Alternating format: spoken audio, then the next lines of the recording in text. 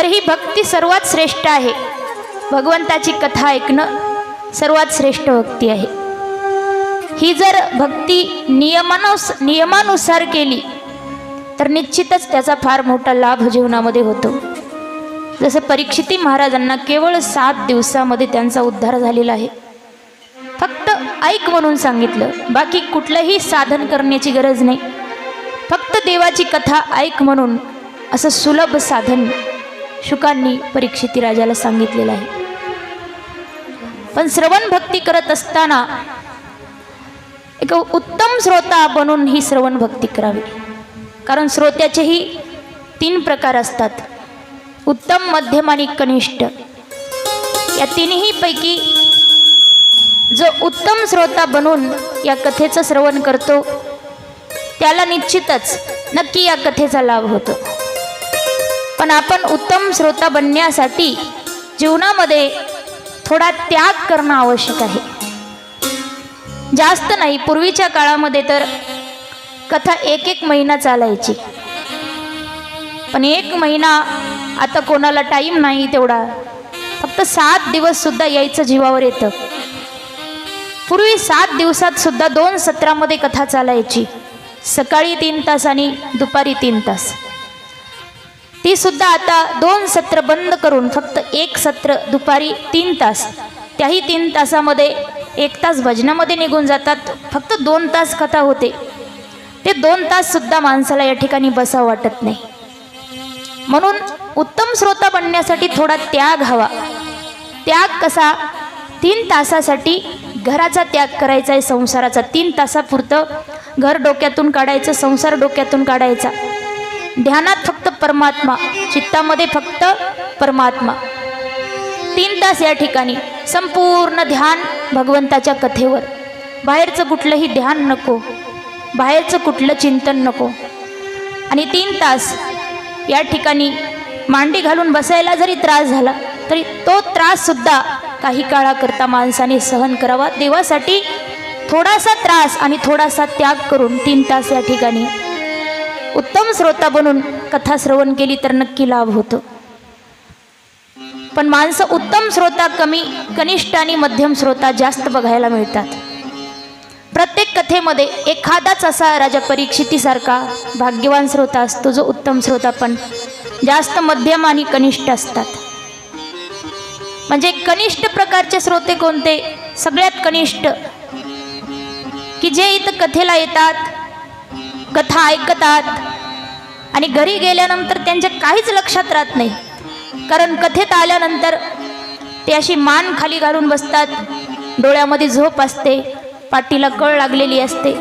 सगळं ध्यान शरीराकडे, सगळं ध्यान घराकडे, संसाराकडे, सगळं ध्यान बाहेर भटकत असतं, ध्यान नसतं. महाराज काय सांगतात कळत नाही म्हणून ते खाली मान घालून बसलेले असतात. मग महाराजांनी सांगितलेलं सगळं त्यांच्या डोक्यावरून निघून जातं, डोक्यात घुसत नाही. कथा ही डोक्यावरून नाही गेली पाहिजे तर डोक्यात गेली पाहिजे माणसाच्या. पण जे कनिष्ठ प्रकारचे श्रोते आहेत त्यांच्या डोक्यावरून कथा निघून जाते. त्यामुळे ते ऐकतच नाहीत, ध्यान नसतं त्यांचं अजिबात. असे हे कनिष्ठ श्रोते कथेला येऊन सुद्धा त्यांना काही लाभ प्राप्त होत नाही, कारण एक शब्द सुद्धा ऐकत नाहीत. आज तुम्हाला मी अशा कनिष्ठ श्रोत्याचंही उदाहरण नंतर सांगणार आहे. पुन्हा जे मध्यम प्रकारचे असतात ते कथा ऐकतात पण लगेच एका कानाने ऐकतात तर दुसऱ्या कानाने लगेच सोडून देतात.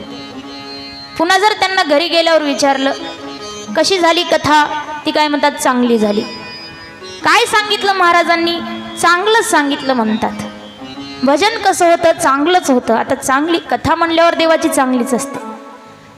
काय सांगितलं म्हटलं तर म्हणतात देवाचंच सांगितलं. आता कथेमध्ये देवाचंच असणार ना, कथा काही भूताप्रेतांची नसते, देवाचीच असते. पण काय सांगितलं हे ध्यानात राहत नाही. असं कीर्तनाला तुम्ही येता ना, तेव्हा कीर्तन झाल्यावर तुम्हाला विचारायचं घरी गेल्यावर महाराजांनी अभंग कोणता घेतला होता. आहे का कोणाच्या लक्षामध्ये? 3 दिवसात तुमच्या गावात कीर्तनकारांनी कोणता कोणता अभंग घेतला पहिल्या दिवसापासून? आहे का कोणाच्या लक्षात? इथं बसल्यापैकी एकत्रित श्रोत्याच्या आहे का लक्षामध्ये? कोणाच्याच नाही ना. 3 दिवसामध्ये कोणता अभंग घेतला? वा, पहिल्या दिवशी. वा वा, रात्री.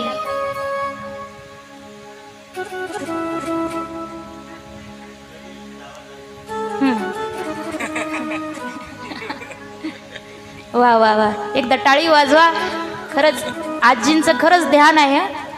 3ही दिवसाचे अभंग त्यांच्या लक्षात आहेत. मी सुरुवातीलाच म्हटलं की एखादा श्रोता असतो उत्तम श्रोता, सगळे नसतात. जास्त कनिष्ठ आणि मध्यम असतात, लक्षात राहत नाही त्यांच्या. इथं ऐकलेले इथंच सोडून जातात, ध्यानात काही राहत नाही. म्हणून आपल्याला कथा कीर्तनाचा लाभ मिळत नाही. यासाठी उत्तम श्रोता बनायचं. राजा परीक्षिती यांच्यासारखा उत्तम श्रोता. अहो, राजा परीक्षिती यांनी जेव्हा कथा ऐकली ना, त्यावेळी तर कुठलीच सुविधा नव्हती आपल्यासारखी. आता किती सुविधा आहे, पण त्या काळात अशी सुविधा नव्हती. आणि राजानेही उपोषण केलेलं होतं. म्हणजे राजाने 7 दिवस अन्न जलाचा त्याग करून कथेला बसले होते.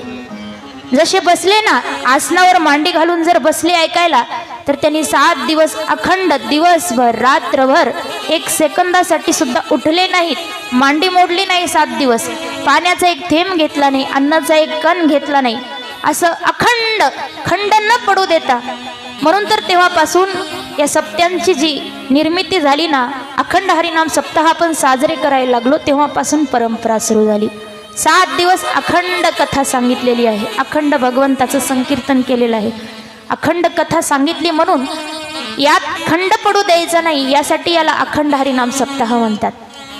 आपल्याला एवढी सुविधा आहे की आपल्याला मध्ये मध्ये आराम करायला भरपूर वेळ दिलेला आहे. थोडा थोडा वेळ मध्ये आहे, तरी सुद्धा आपल्याला या ठिकाणी 2 तास कीर्तनाला, 3 तास कथेला बसा वाटत नाही. राजा परीक्षिती तर कसे बसले असतील, कमाल, किती कमालीची गोष्ट आहे ना. 7 दिवस लगातार अखंड त्यांनी कथा ऐकलेली आहे. तेही अन्न पाणी काही न घेता. आता आपल्याला प्रत्येक सुविधा उपलब्ध आहे. बसायला आपल्याला चटई आहेत, कुठे कुठे गादे असतात, कुठे तर खुर्च्या टाकतात बसायला. मध्ये मध्ये पाणी प्यायला आहे आपल्याला, हवा घ्यायला पंखे आहेत, सगळ्या सुविधा आहेत, तरी सुद्धा आपलं ध्यान लागत नाही. म्हणून जे आज या कथेचा लाभ मिळत नाही, त्याचं कारण आपण उत्तम श्रोता बनत नाही, उत्तम श्रोता बनून कथा श्रवण करत नाही. म्हणून शुकाचार्य राजाला सांगत आहेत, फक्त श्रवण कर, मनापासून नियमाने श्रवण कर, नक्की या 7 दिवसात तुला मुक्ती मिळेल. आणि आपण कालच्या कथेमध्ये पाहिलं, शुकाचार्यांनी राजाला सृष्टीची निर्मिती कशी झाली ही कथा सांगितलेली आहे. तर सर्वप्रथम मानवी जोडी निर्माण केली मनु महाराजांनी शतरूपाराने. आणि आपण सर्व मनु महाराजांची लेकरं आहोत, संतान आहोत, म्हणून आपल्याला मानव असं म्हटलं. मनुची संतान म्हणून आपण मानव आहोत.